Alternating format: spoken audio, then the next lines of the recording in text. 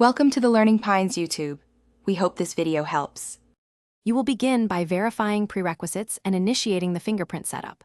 First, make sure your device OS is current and that a secure lock method like PIN or passcode is enabled. This is required to store your fingerprint. Next, open Settings and go directly to Security or Biometrics to start the enrollment.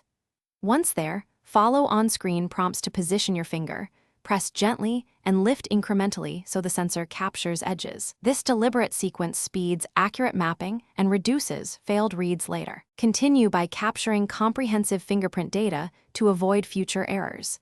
You should rotate the finger through multiple angles and vary pressure as you tap so the sensor records different contact points. Once done with one finger, add a second or a thumb to cover everyday grips. This helps when you reach from different orientations. Make sure to follow prompts to capture edges and center separately. These extra samples dramatically increase recognition accuracy in real use and reduce false rejections. Finish by enabling fingerprint unlock for the home screen and any apps you want protected, then test unlocking with natural grips several times. If the sensor is inconsistent, delete and re-enroll prints rather than adding excessive duplicates. Start fresh to remove compromised templates.